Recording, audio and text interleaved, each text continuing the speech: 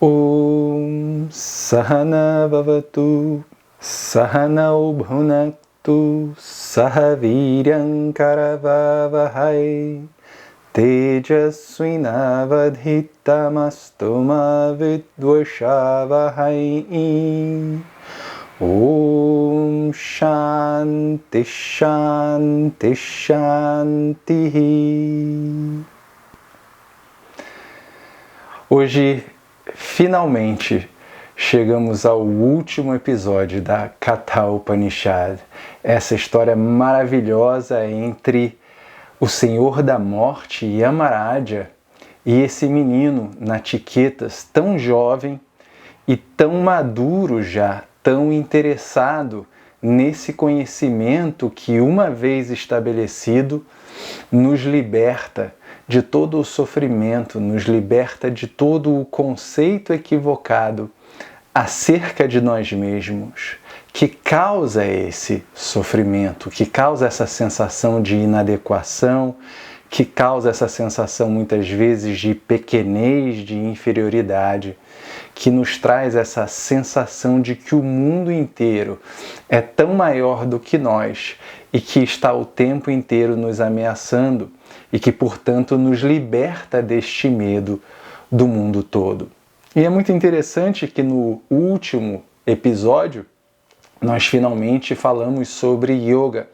Yamaraja finalmente fala sobre yoga, e fala sobre yoga não como uma técnica física, como a gente normalmente está acostumado a se relacionar com o yoga, mas fala do yoga como essa capacidade de estabelecer um comando sobre a mente, de estabelecer um comando sobre os sentidos, de maneira que a mente e os sentidos não estejam dispersos o tempo inteiro, distraídos o tempo inteiro, e de maneira também que não haja ali uma identificação do eu, né, dessa noção daquilo que eu sou, estabelecida pelas qualidades dos objetos com os quais eu me relaciono, principalmente as qualidades do meu corpo, ou principalmente as qualidades da própria mente, né? Os sentimentos, os pensamentos.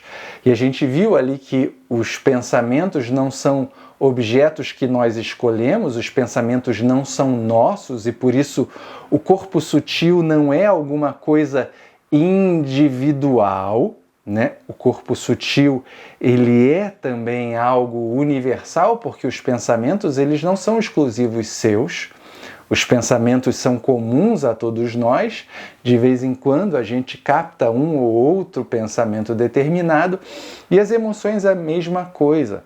As emoções não são exclusivas de um indivíduo, as emoções são universais, né? Todos nós sentimos todas as emoções.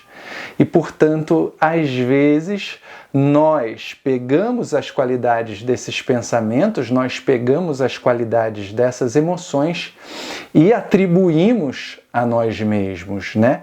Nós nos limitamos, portanto, às qualidades desses pensamentos e dessas emoções, nós nos limitamos às condições do corpo, né, às qualidades do corpo, e também muitas vezes nos condicionamos às situações que estamos vivendo. Achamos que aquela situação determinada na vida é uma situação definitiva, quando na verdade não existe jamais uma situação que seja definitiva na vida. Mesmo que você tenha, digamos, uma condição congênita, uma condição, né, física que seja estabelecida ali até o fim da sua vida, uma condição mental que seja estabelecida ali até o fim da sua vida, quando a sua vida acaba, aquela condição acaba junto. Portanto, não existe condição que seja perene, que seja definitiva. Tudo é limitado, tudo é circunstancial e tudo é, de fato, efêmero. A única coisa que não é efêmera é a base, é a consciência, é aquilo que recebe o nome de livre de limitação, de absoluto, de Brahman, de Ishvara, de Atma, e olha aqui quantos nomes a gente está usando, exatamente porque não existe um nome para definir isso, não existe alguma coisa que possa limitar ou conceituar o ilimitado. Mas existe uma coisa que realmente não pode ser negada, que é Satyam. E Satyam é literalmente aquilo que não pode ser negado. E aquilo que não pode ser negado é o fato que você existe. Você não é uma projeção, você não é uma imaginação, você não é uma ilusão. Você, de fato, existe. E esta existência não é diferente da existência de tudo aquilo que existe à sua volta através de outros nomes e formas. E isto que existe para além de todos os nomes e formas, isto que não pode ser conceituado, isto que não pode ser colocado em um nome ou uma forma, também não pode ser negado e não é diferente de você. E isso é o que aparece, portanto, nas Mahavakyas, né? Nesses momentos das Upanishads, nos quais estas frases tão importantes afirmam e equacionam ali o indivíduo e o todo, como a frase Tatvamasi, que é, sem dúvidas, a Mahavakya mais famosa que existe nas Upanishads, que é essa Mahavakya que equaciona Tat, ou seja, aquilo, tudo isto que está à sua volta. E é chamado de aquilo ou Tat porque não tem um outro nome que possa definir, não tem algum nome que possa limitar, que possa colocar aquilo ali numa caixinha, né, muito bem formatada. Tat é um pronome demonstrativo que aponta para o todo, ou seja, Tat, o todo, Tuam Asi, tu és. Tu és este todo. E essa segunda parte da frase também é muito importante, que é a frase tu és. Este és já está apontando para esta existência, porque este ser é a existência, é a própria existência. Então, a gente poderia até mesmo dizer, tu és esta existência. É um pouco redundante, é uma frase que a gente não tiraria uma nota 10 em português, mas é uma frase que explica de forma simples que você não pode colocar, você não pode somar um nome, ou tampouco você pode subtrair um nome ou uma forma deste ser, desta existência. Tu és. Não soma nada, não subtrai nada. Porque este és, esta existência, é o livre de limitações, é o absoluto, é o infinito. E não existe infinito com mais um, ou não existe infinito com menos um. Infinito é sempre infinito. Por isso é necessário que a gente entenda esta existência, a simples existência, como a nossa realidade. A minha realidade não é o corpo, a minha realidade não é a mente, não são os pensamentos e nem as emoções. Tudo isso é chamado de upadi. E upadi em sânscrito é literalmente aquilo que se projeta sobre alguma base. É como o exemplo que Vedanta nos dá da corda e da cobra. A corda é a base. A corda é aquilo que está ali e a corda não faz nada. A corda simplesmente existe. E você ali com preconceitos de que existem cobras em um determinado local pelo qual você está passando, avista ali a corda enroladinha e projeta em cima daquela corda a cobra. A cobra jamais existiu. A cobra, ela não é real. mas para a sua mente condicionada, sim, ela é real. Você não pode dizer que para a sua mente aquela cobra não existe. Mas como é que esta cobra pode deixar de existir, já que ela não existe realmente? Ela só deixa de existir na sua mente quando a sua mente se torna clara, quando o conhecimento sobre a corda se estabelece, quando você entende que aquilo que existe de fato é apenas a corda. Então, quando eu entendo a realidade relativa do meu corpo, quando eu entendo a realidade relativa dos meus pensamentos e das minhas emoções, quando eu entendo a realidade relativa de todos os objetos que estão à minha volta, eu dou um grande passo na direção do conhecimento do absoluto, na direção do conhecimento desta existência, desta simples existência. Então eu devo compreender esta existência. E para compreender esta existência, eu preciso de uma mente preparada, de uma mente clara, de uma mente objetiva, de uma mente que não se confunde, de uma mente que não se distrai.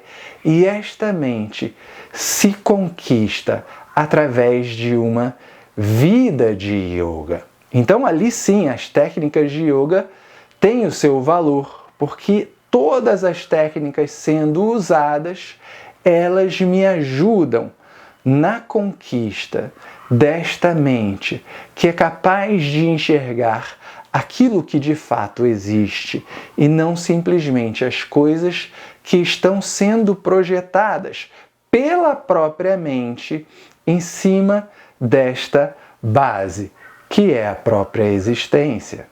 Então, esta existência não pode ser colocada como um objeto, porque objetos eles estão sujeitos aos sentidos.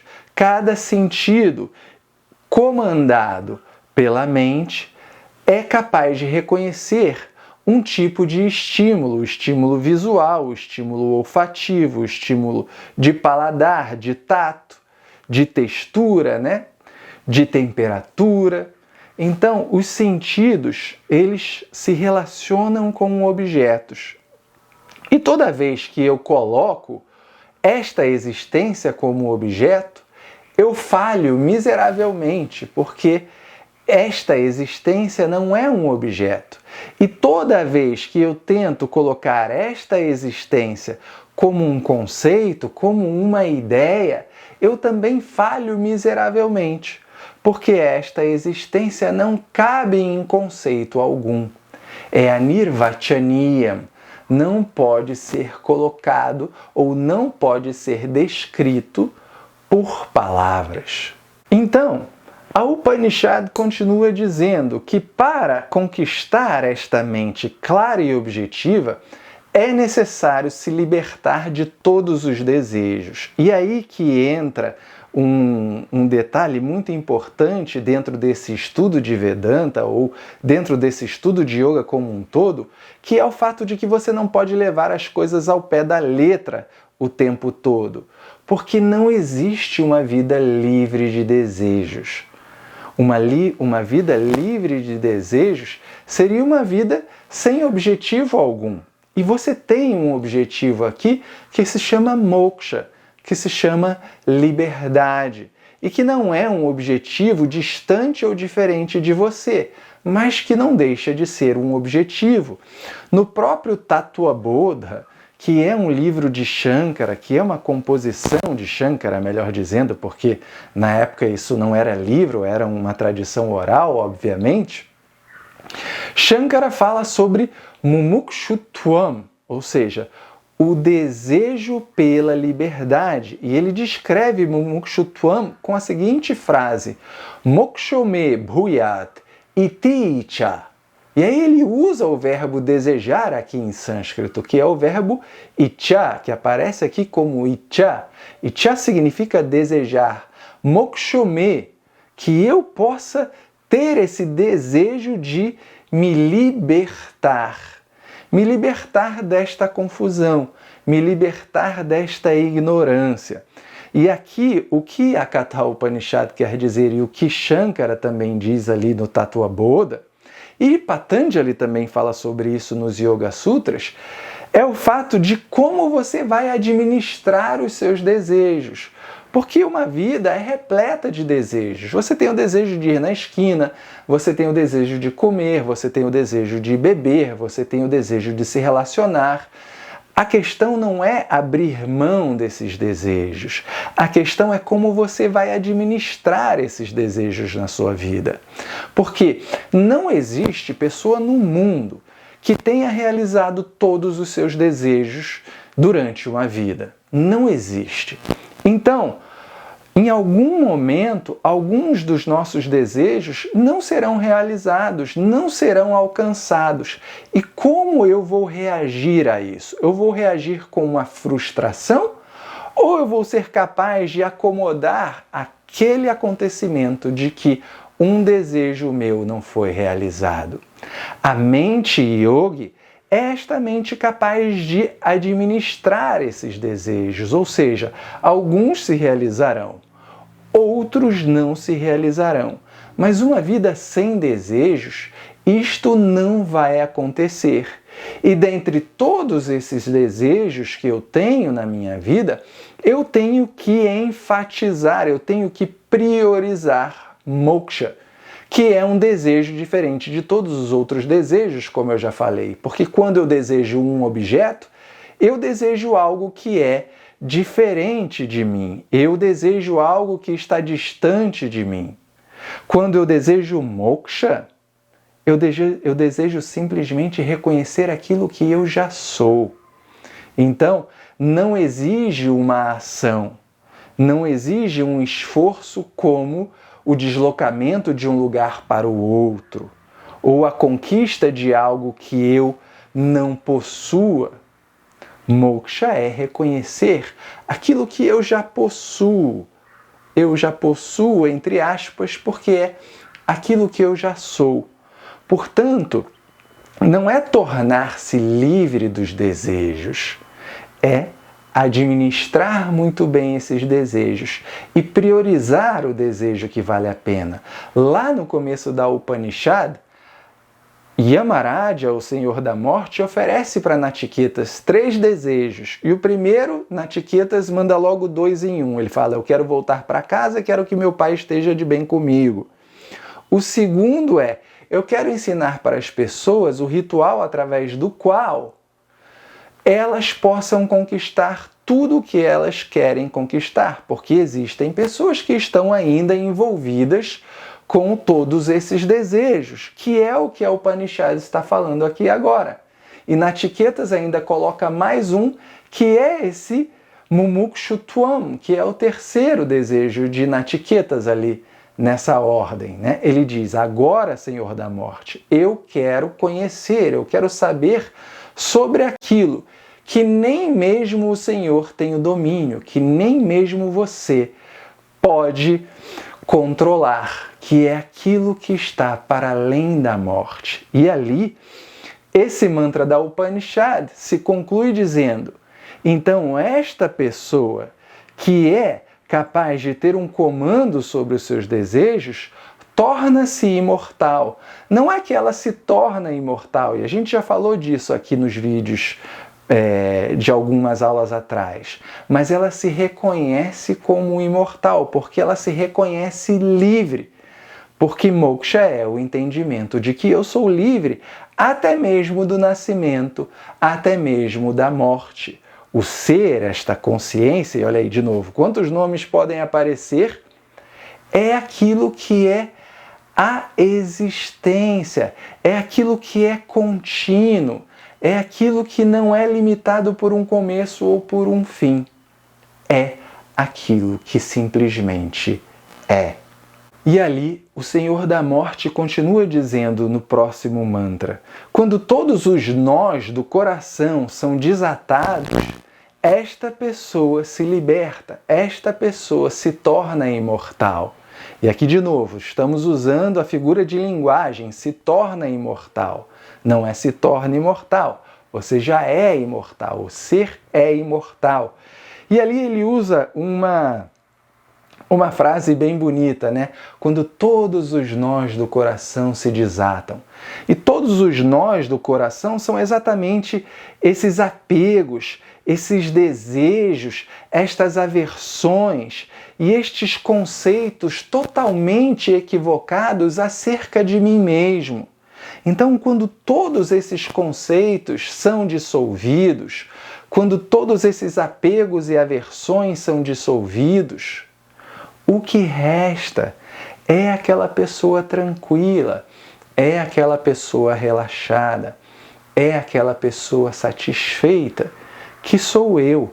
Então eu reconheço neste indivíduo limitado que eu sou esta consciência livre de limitação, que é paz, que é felicidade, que é tudo aquilo que eu sempre desejei ser na vida.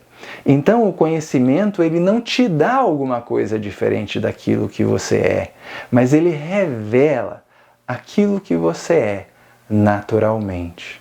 Então, completando todo esse ensinamento aqui no fim da Upanishad, o Senhor da Morte volta a usar aquele símbolo que ele usou lá atrás, que foi aquele símbolo do ser como um elemento, digamos, uma pessoa ou qualquer outra coisa do tamanho de um dedo polegar que habita no seu coração, ou que habita no coração de todos os indivíduos, de todos os seres, animados e inanimados, de todos os nomes e formas do universo. Quando ele diz, este ser habita no coração, de novo, ele está fazendo uma referência ao âmago, àquilo que está mais próximo de você mesmo.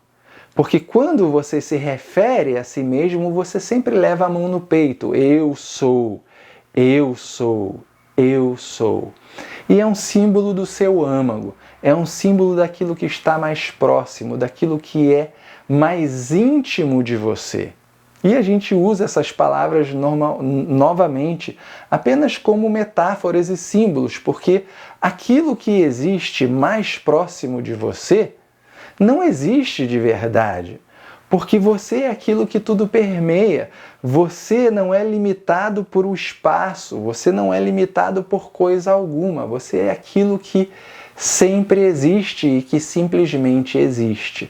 Mas usando essa linguagem, Yamaraja está querendo apontar para o seu âmago, está querendo apontar para aquilo que você considera o eu. E este eu que você considera, este eu individual que você considera quando você leva a sua mão ao coração, não é diferente desta consciência que tudo permeia.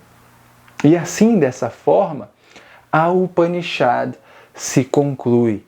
Natiketas, então, compreende definitivamente, através dessa explanação maravilhosa de Yamaraja, a natureza do ser, que é a sua natureza.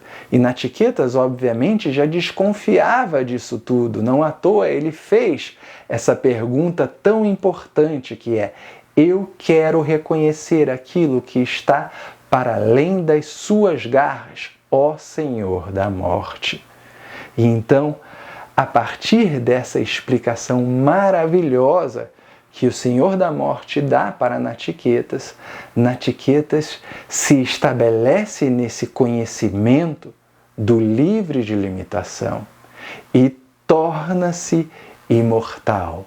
Ou seja, Natiketas compreende que não há nada que o limite, que não há nada que o faça sofrer, que não há nada que possa amedrontá-lo, porque a sua natureza é livre de tudo, é livre de qualquer ameaça, é livre de qualquer limitação. E essa natureza que Natiketas compreende é essa natureza que nós queremos compreender também. E é a natureza que nós já somos. Essa é a boa notícia das Upanishads. Essa é a boa notícia que Vedanta nos dá.